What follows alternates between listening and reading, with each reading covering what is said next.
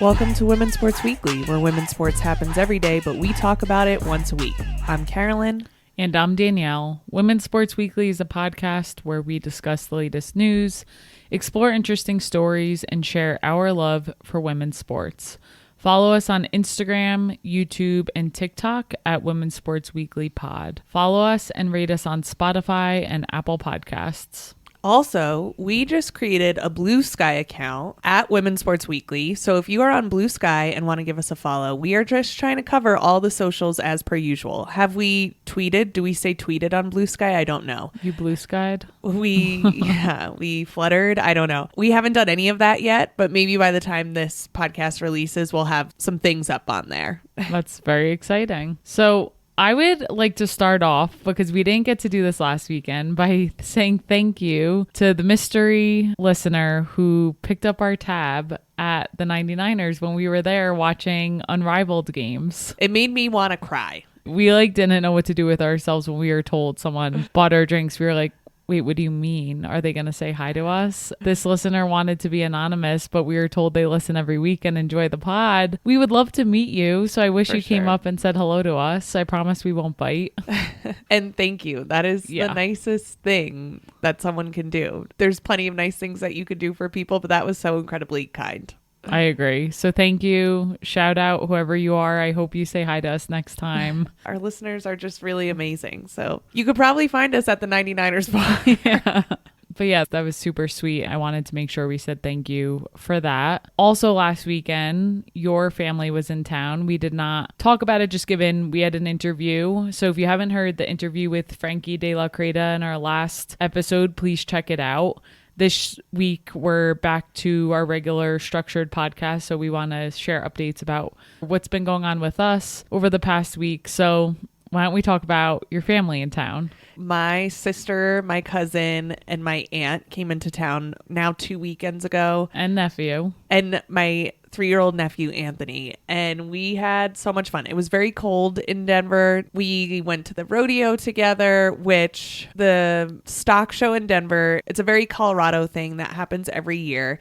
It happens in January. We had not been before, but since Anthony was coming into town and we were like, what are we going to do with a 3-year-old? We thought that the stock show would be a great place for him to go. And it was. Mm-hmm. He loved the petting zoo. There were so many vendors and there was so much food and things like that. However, we both saw the rodeo and I don't think we'll be going back. I kept closing my eyes when they were capturing the cows with the lasso, and then they would capture the cow at the neck and then someone else would capture their feet, and the poor cow was trying to run away and then it would just get pulled in two directions. Not for me. I don't know if the listeners know, I'm an animal lover, and to see poor little animals get stretched out like that, they're definitely terrified. I just kept thinking about the cows in Kenya and I would go up to them. Yeah. And now seeing them in the US getting chased in an arena like that, I really did not enjoy that. I understand that these are skills that you may need on a ranch, and it felt cruel to watch it for fun and for sport. Maybe there are people out there who have a rodeo background who can shed some more light on this. To be very transparent, like, we eat meat and so yes, we're not the most ethical animal people in the world, but we were watching that, we were like, oh my gosh, this just feels like a lot. Yeah, when you see the baby cow in real form, it just makes it very difficult. Yes. I will say, what was it called? The little kids on the sheep? The kids mutton busting. Oh, mutton busting. That is worth a view. Yes. And that was funny. And I think it was because it was little kids on sheep. Like, the sheep didn't look so terrified. They just were running across, and they put little kids like 4 or 5 years old on the back of these sheep and see how long they can hold on. And most of the kids could not hold on for very long, but there were a couple who held on for a while and the place went wild. Yes. Those kids luckily had hockey helmets on, so they had a cage over their face, which they needed because they ate it like face first into the dirt. I was like, oh my, they're just crying, getting off. It was really funny. The athleticism that these people who compete in the rodeo have, like, their athleticism to stay on a horse, a bucking horse, is really, really amazing. The way that they're able to lasso these animals while riding on the back of the horse, it's truly amazing. And it's just not something that I feel like I ever need to go back to. I agree. But we finally got to see what it's all about. It was a good activity to bring the fam. Definitely. It definitely is a good activity for family. But if you have any sensitivity towards animals, I would say don't go because it is a little bit rough. And your Aunt Mary also brought all the ingredients for us to make pizza from New Jersey, which she did last year when she visited. It's so good. Yeah. It makes such a difference. She brings the dough, she brings the cheese, and she brings the sauce. And we make it in our oven at home and it tastes delicious. If you've never been to New York, New Jersey, and you've never experienced true New Jersey pizza, you must. I'm not exaggerating when I say the pizza and bagels in Jersey are the best things on earth. Well, I knew that there was a problem with the rest of the country. When I went to South Carolina, there was like an icebreaker on our team one time. And it was like, what's your favorite pizza place? And everyone on my team was saying Papa John's or Domino's. No. And I was looking around in disgust. Yeah. I was like, I don't think I've ever even eaten there. I was like, my favorite pizza is Brothers Pizzeria right down my road where the same people have been working there for 25 years. I don't know. You all are not going to know that. It's just a different experience. So I hope everyone gets a chance to have a true New Jersey pizza or New York bagel situation. Yes. When people tell me they go to Dunkin' Donuts to get a good bagel, I'm like, no, you don't. You don't get a good bagel there. You know? Well, we are snobby about it, but we got to have pizza here in Colorado with really good fresh ingredients. I really love that my family always tries to bring a little bit of New Jersey to us, and just having them here and getting time with them are just some of the memories that I think that I'll remember forever.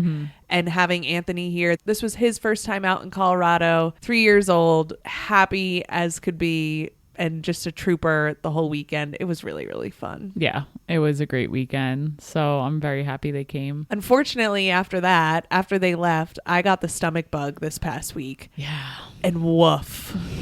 I don't know if you're watching on camera. I am still not right.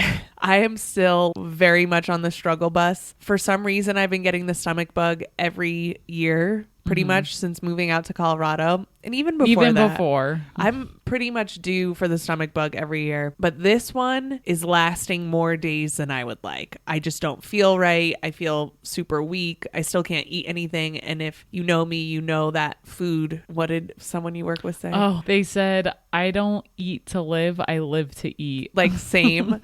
So not being able to eat what I want is really hard for me, and I cannot eat anything right now. Yeah, you've definitely been on the struggle bus a few nights ago now. Woke up at 3 a.m. and sprinted to the bathroom, and you were just vomiting for hours, and I felt terrible. I, knock on wood, am still holding strong. This is I not am good, so Danielle. scared. It hasn't got me yet. We shouldn't even be speaking this close. I know, really shouldn't. but I don't want to exile you. So. I know. I said to Danielle, I was like, I'll go sleep in our guest bedroom, and you're a sicko. You were like, no, I'll miss you too much. And if that is not true love, also true love is that I was having a time in the bathroom. I won't get into too much of the graphic details, but Danielle helped clean it up. And wow, that is true love. And also probably a death sentence for you that you're getting this stomach bug. I mean, you couldn't even get out of bed. I wasn't going to make you clean the bathroom. It was so bad. You're still struggling.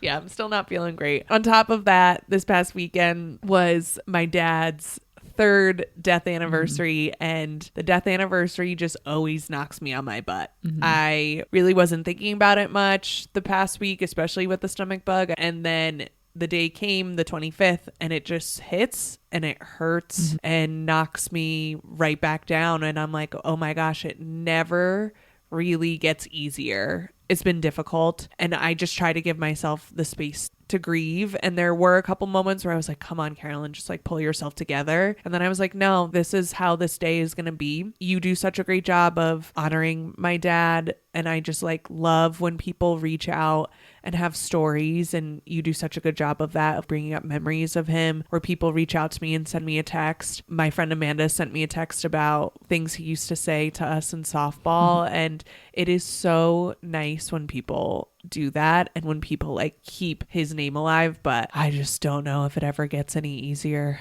The day-to-day definitely gets easier, but the reminders can just really knock you down. But I also think it's nice to do that too, to have a day to really spend remembering him. We were able to go for a walk, and I like to say that I see my dad in birds, and there was a bird out. We don't have cardinals here in Colorado, but they're very prevalent in New Jersey. But whenever I see a bird with a red head, which we do have here in Colorado, I think it's some kind of finch, but I don't know. I always like to pretend it's my dad. And on a walk this past weekend, we saw one and I looked at it, and in my head I said, if you're my dad, you need to poop. And he pooped right away. That bird pooped right away. And I was like, there he is. That's him.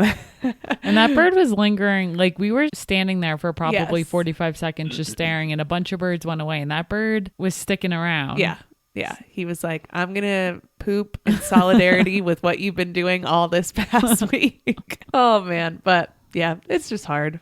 I'm just sorry that January in general is just a really hard month. And to your point, I want you to be able to feel and remember and think of obviously the good times, but also you have to just let yourself feel the sadness. And I know that's not fun, but yeah, January sucks. Like your grandmother now passing away this month. It's just a rough month. This month in general has been a little bit of a rough time, I think, for a lot of people. I always think that January is the longest month of the year. And yeah, I'll be looking forward to new things happening in February. Yeah, for sure. But one other thing I want to say, just the things that I will always remember about your dad is... You're going to make me cry. I'm sorry. I don't need to say it. No, say it. This is nice. First of all, when we first started dating, he made me feel like family immediately. Yeah. And I will hold on to that forever. And he always gave the biggest bear hugs. I just felt like just embraced by a bear whenever he hugged. His random love you texts, which when we first started dating, I was like, did he mean to send this to me? I was so confused. And then randomly he would just always send love you, just out of the blue. He just had this booming voice, and the way he would tell stories and get so animated, and he'd be like, boom, and just like with his hands. Those are some of the things I remember. And yeah. Thank you. Thanks. He was really something. The last time we talked about him, I said that this podcast, I think, is definitely a direct result of his passing and just me wanting to do something. He just loved sports so much. And in our interview with Frankie last week, they were saying that that's how they connected to their dad. And it was one of the ways that they could. And I could connect to my dad in so many ways, but sports was definitely like the one that held us together. And one that brought us together. Like, we would go to his house all the time to watch big South Carolina games, whatever it was. This podcast is a nice reminder and a nice little tribute to him. For sure. Let's get into it. So something I've been thinking about, I've listened on other podcasts how they do like a listener's corner, or they ask people to call in. We don't have a number for you to call, but we do have an email. So we thought it would be fun for our listeners to email us if they would like to either ask a question or give us feedback about the podcast or comments, anything, just to say hi. I don't know. Like, to really tell us anything. you bought us drinks at the 99ers. Yeah. So But you don't have to ask about the podcast. You could provide a comment about something about teams, or you could ask us if you want to know about our boring lives. You can ask us personal questions, and if we like the email, we'll read it on the show, share it with our listeners. Yeah, and if this goes well, we'll continue to do it. It could be fun. So the email address is womenssportsweeklypod@gmail.com. That's right. Remember that sports has an S at the end, so it's women's with an S, sports with an S, weekly pod. Don't forget the pod @gmail.com. Send us an email. Maybe we'll read it out loud on the pod. Can't wait. So let's get into the highlight reel for the week. First, I just want to talk about Naomi Girma.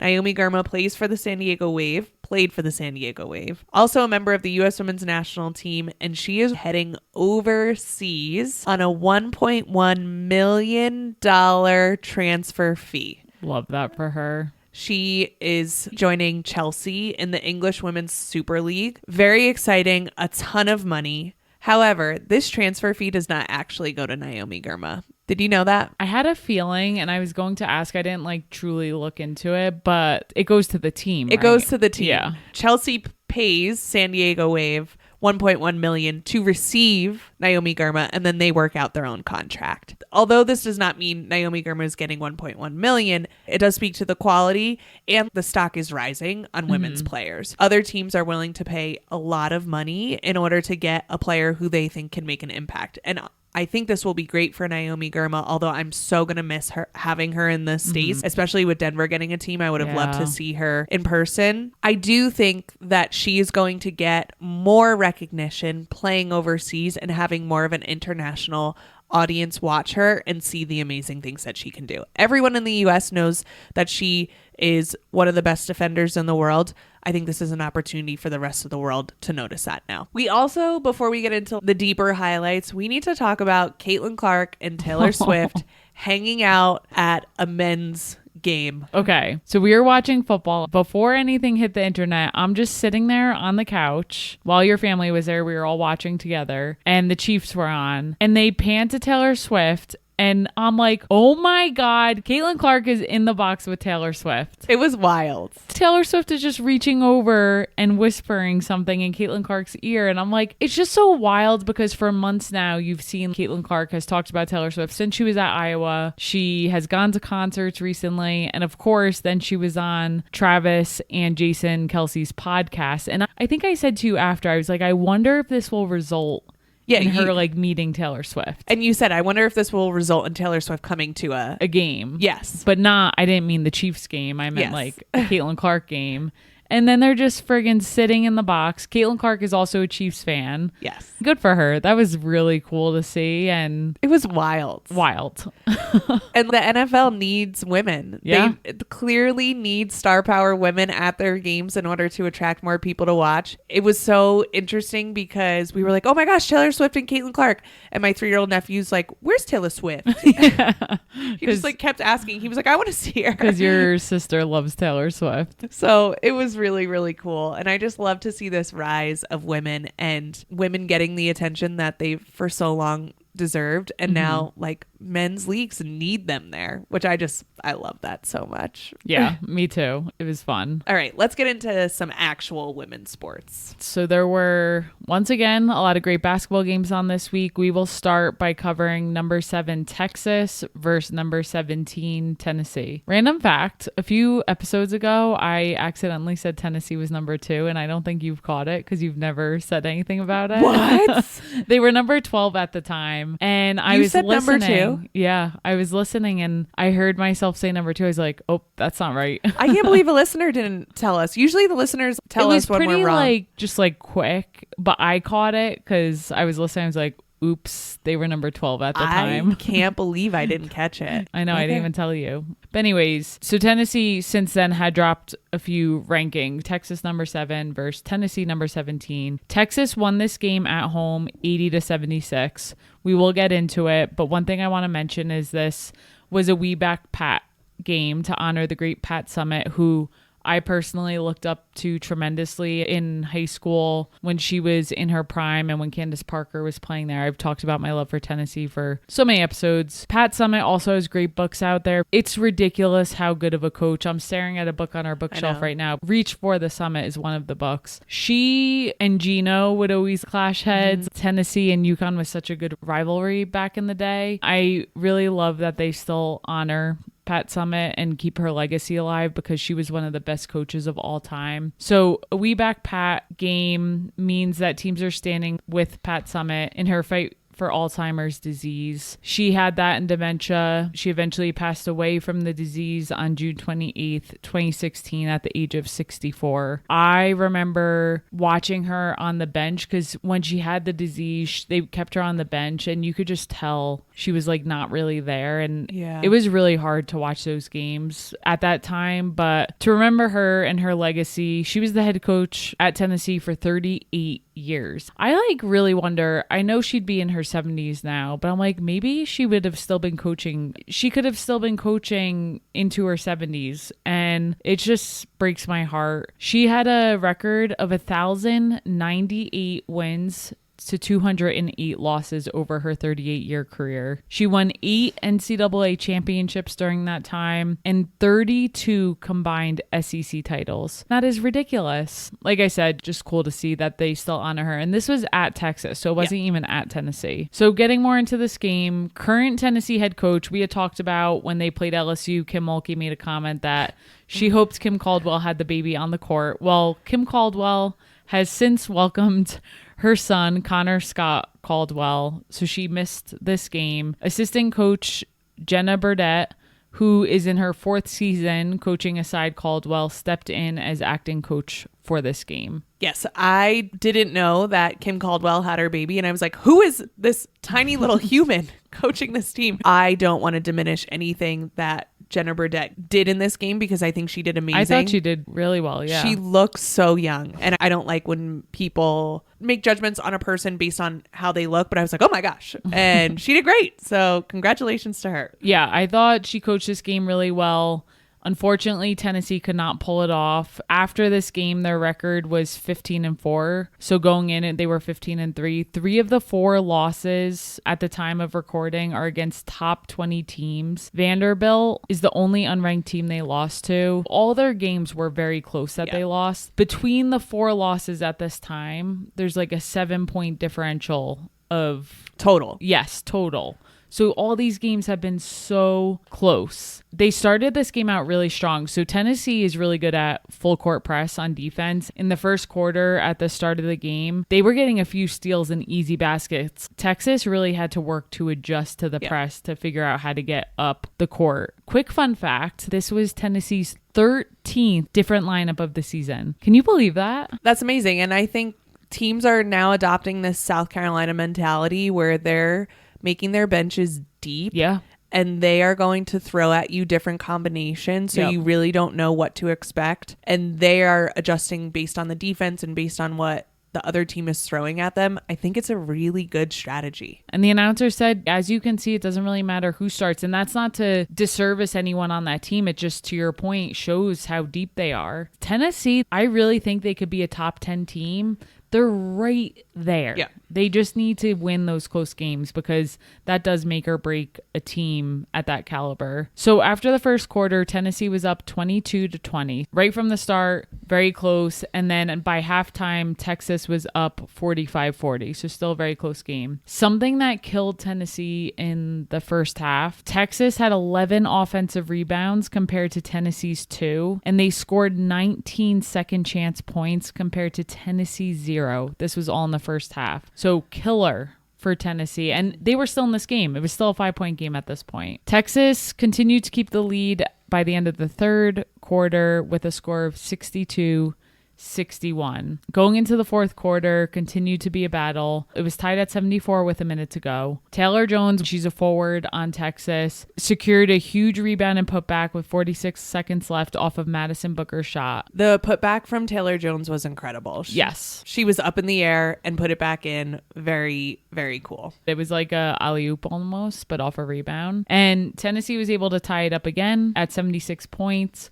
But once again, Madison Booker, sophomore in Texas, also had a big game, answered with a jumper to go back up by 2 with 27 seconds to play. And they were up 78-76. Tennessee had a chance here to score again, but they just did not capitalize. They didn't have any more timeouts, right? I don't believe so, but I just feel like the shot, it was an open look. They kicked it out to the 3. To me, I just thought they should have went to the basket. Yeah. It was a 2-point game. It happens. It's very stressful at the end of the game when you're down 2 points. Yeah. You didn't like that shot. I didn't mind it. I know you always want to go to the basket. It's a higher percentage shot. They were going to the basket. I'm like, why didn't you just keep going? It was unfortunate.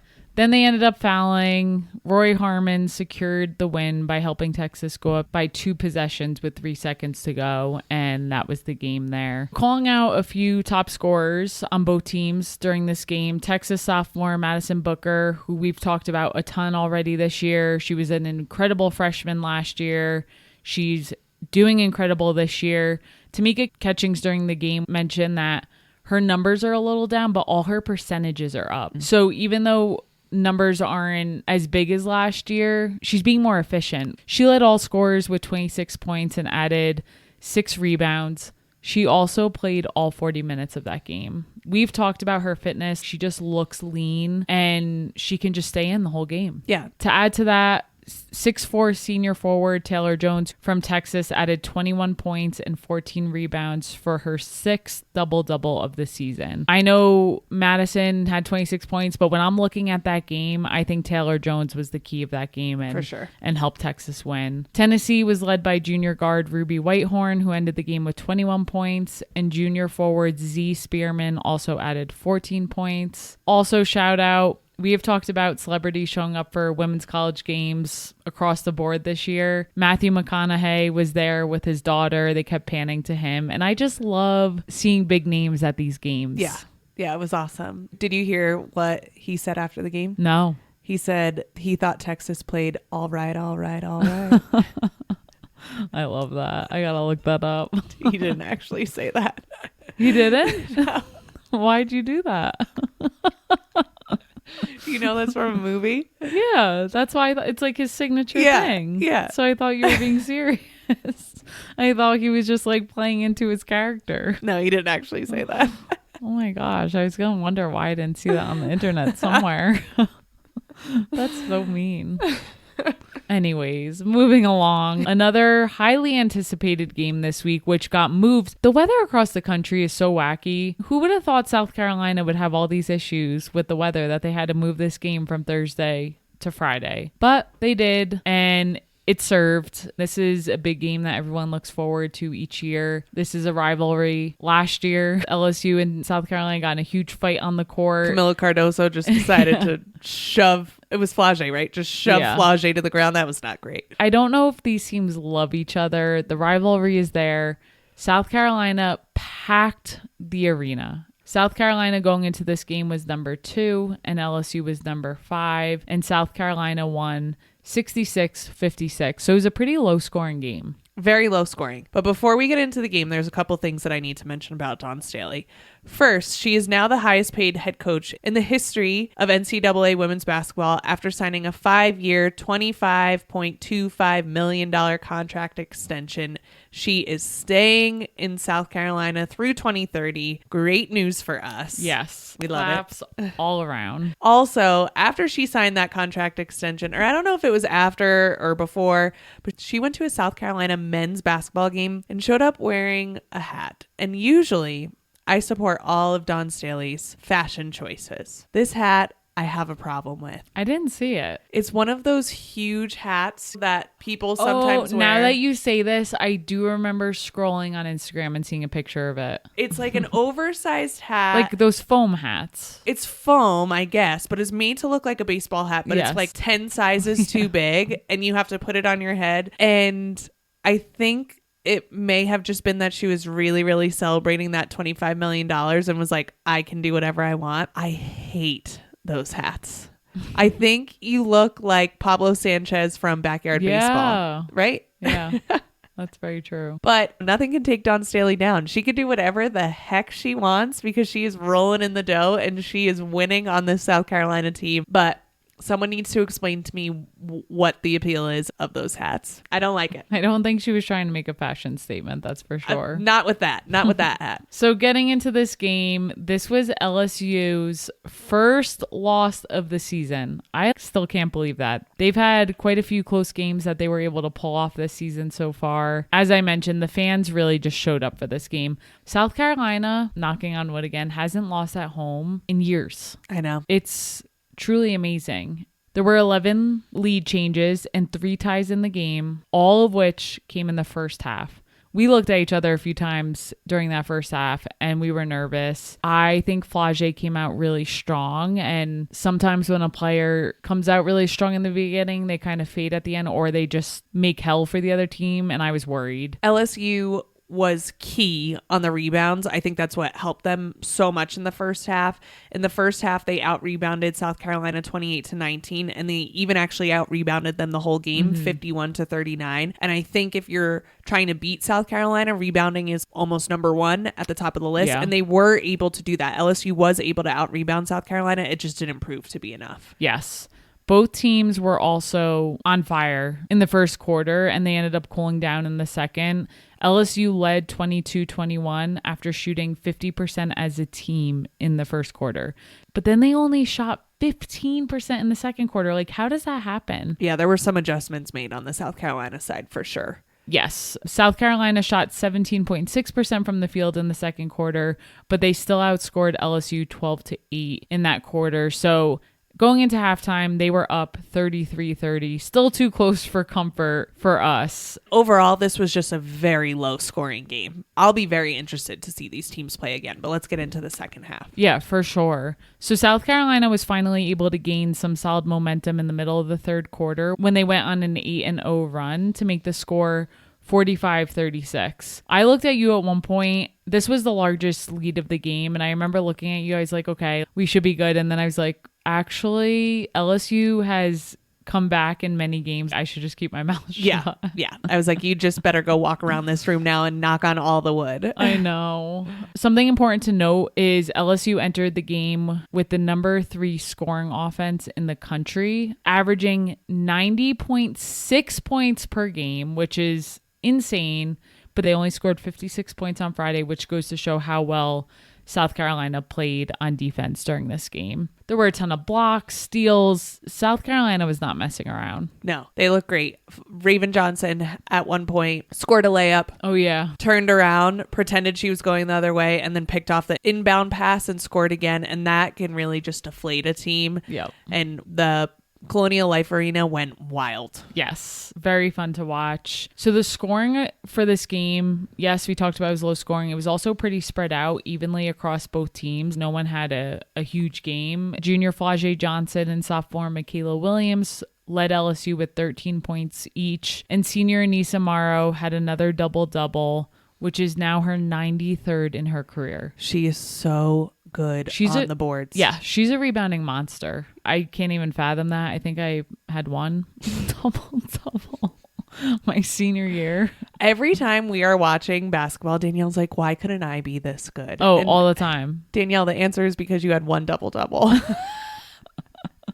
Never took a charge in college. Wow. Yeah, I know. I definitely never had a double-double. Never? No. The only way I could get a double-double if they were counting points and fouls and they let me foul 10 times.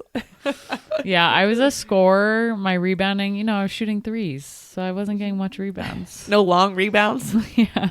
What do I always say? Shoot first, last, and always. That is the motto here. But yeah, one day, maybe in my second life, I'll go to the WNBA. Your second. Anyways, South Carolina was led by freshman Joyce Edwards, who had 14 points, and senior Sanaya Fagan had 12 points. This is probably the most comfortable and confident I've seen Sanaya Fagan on the court. And we need her. Yeah. We need her so badly. So I'm so happy that she's stepping into this role, and I hope it just continues to grow. We need someone big and physical down low because we know who's coming. South Carolina, if they continue to play how they're playing, we're going to see UCLA again. And we need someone to go up against Lauren Betts.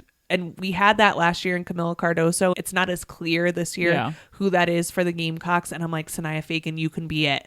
And she looked good. Yeah, and Joyce Edwards, I got to give her credit too. Yes. She's only a freshman and she looked really good out there too. So between the two of them, I think they could do it. I don't even think we've talked about the fact that Ashlyn Watkins tore her ACL and is out for the season, which is why unfortunately we have not said her name. So these two, they have no choice but to step up. And Chloe Kitts is good down low, but she's not she's more of a small forward. Yes, she's not going to be your person down low getting physical with a Lauren Betts. Right. This matchup is most likely going to happen again. I think if South Carolina continues to play well, LSU plays well, we may see them in the SEC championship or at some point in the SEC tournament. I also think that it was pretty crazy that LSU was only ranked 5 when they were undefeated and everyone else above them had a loss except UCLA. I just think that's interesting. I don't think LSU always gets the attention that they deserve. They're a good team, and I think they're only going to get better as the season goes on, so they'll be a fun one to watch over time. Yes. That is it for college basketball. We're going to switch over to tennis, your favorite thing to talk about, and the Australian Open. The Australian Open is here and now it's gone because the finals already happened. But we'll talk about this a little bit because Madison Keys, an American, beat number 1 in the world, Aryna Sabalenka, to win the Australian Open. Madison Keys was ranked number 19 in the world. She won the first and third sets to win her first major title. On the other side, Sabalenka was seeking to become the first woman in 26 years to win 3 consecutive Australian Open titles. So that is rough. I mean, both outcomes are good for different reasons, but damn. I know. And that would be legend status. To win 3 in a row, a three-peat, no matter what sport you're playing, you are a legend if you're able to do that. Madison Keys takes it out of her hands. Wow. Tough. Happy for the American, but yes. I'm kind of sad for Sabalenka. For sure. Did her coaches have the tiger on their head? He had it on his head again. He did. The first set was all Madison Keys. She won it 6-3. And then the second set was all Aryna Sabalenka. She won it 6-2. In the first set, Madison Keys was playing her best tennis. In the second set, Aryna Sabalenka was playing her best tennis. And then in the third set, they were both playing really good tennis at the same time, which makes for a really great match. Mm-hmm. So in the third set, they held serves, which means that when Madison Keys was serving, she won that game. And when Aryna Sabalenka was serving, she won that game until 5-5. Does that make sense? You know, when we play tennis, when one of us is serving, we usually lose that game. Oh, yeah. So in professional tennis, the people who are really good at it, it's an advantage to be the server. So if you're on serve, it means that you win the games that you're serving. Gotcha. Okay. So they did that back and forth until 5-5. And Madison Keys actually won her service game to make it 6-5. So then Aryna had a chance to serve to tie it up and force a tiebreaker. Wow. But Madison Keys in that last game just dominated. And it was like Aryna Sabalenka couldn't even catch her breath. Madison Keys just took that game away from her, broke her, and won 7-5 in the third set. She became the first woman since Serena Williams in 2005 to defeat a number 1 and a number 2 seeds at the Australian Open. Madison Keys had a hellish road to get to the finals. She beat number 2 Iga Swiatek, and then she beat number 1 Aryna Sabalenka on top of beating numerous other people along the way. Good for her. I'm excited to see what she does in the future too. And she's 29 years old. Madison Keys turned pro at 14 years old. She is now 29. It's just a testament to putting in the work. She mentioned that she made a bunch of changes over the past couple of years. She changed her racket, she changed her service motion, and she just has stayed the course and then ends up winning a Grand Slam. She had been to one other Grand Slam final at the US Open 8 years ago when she lost to Sloane Stephens. I was watching the match and then I was in tears after. Both players were actually in tears after the game. Aryna Sabalenka obviously so distraught after losing such a great match. They were playing so well, and then it was just like this sneaky little grab at the end. She slammed her racket a bunch of times after the match, which I love. Yeah. You're mad, and I get it, and you should slam your racket. And it didn't take away too much from Madison Keys. It was just like, I'm pissed. But then she got it together, and in her speech afterwards, which I always think is so funny that they make both the loser and the winner give a speech in tennis, but she was joking with her team, and she was like, as usual, guys, and she looked over at her team and she was like, this is all your fault. And she was joking the whole time, and she was like, but seriously, I love you and blah blah blah, thanks for everything, like I don't want to see you all for a week. And it was great. She was very complimentary of Madison Keys, but just super cool to see an American win the Australian Open, and super cool to see someone who's a 19th seed and who has been playing for so long finally get their first Grand Slam. Yeah. And this is the start, right? The Australian Open is the first Grand Slam of the tennis season. And so hopefully she can continue to build on this momentum throughout this year. Awesome. With that, we will get back into basketball, but a different type of basketball. We have to talk about Unrivaled. We weren't able to talk about it last week, so let's get into our thoughts on Unrivaled. Yeah. My initial thought is the marketing in general, just fantastic to leading up to it. I love the setup of the court and the lighting, and it just feels fun to me. And like, I want to be there. For sure. And it's different, right? Yeah. They didn't try to recreate anything. They just did something different. And I think it's really working. I love to see the different matchups of players playing together. We were watching the other day, and Arike Gumbawale was getting really pissed off after the game. And I love that they're still bringing that fierceness to the games. They're not here to mess around. These women are so competitive, and it's coming out somehow even more in these Unrivaled games. We on Instagram on our account posted a bunch when Skylar Diggins 2 weeks ago hit the game-winning shot, and her like out-of-body experience that she had after the game. I love when really pretty people make themselves look ugly.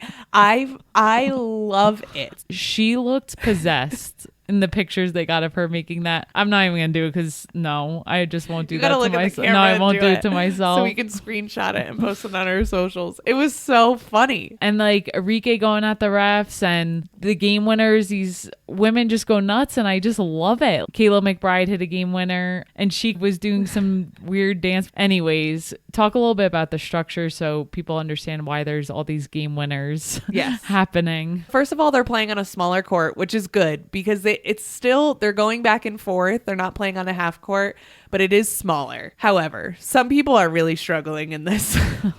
It is a lot of running. It is a lot of conditioning. It is really exposing people and their fitness. What I will say is that it's still early in this Unrivaled season. I think people's conditioning is going to improve. And what I also will say is that after the WNBA season, people probably took a much needed break, and now they're getting thrown into 3-on-3, which is just conditioning times 1,000, and it's showing for some of the players. But they are playing on a smaller court. And I love the back and forth. I don't personally like half court 3-on-3. I love this setup. Yeah, I agree. They're also doing 7-minute quarters for the first 3 quarters. So lower number of minutes, but the games are long. But they have this interesting fourth quarter rule that I love. So in the fourth quarter, they add 11 points to the team with the higher score at the end of the third. Say that again. They don't add points.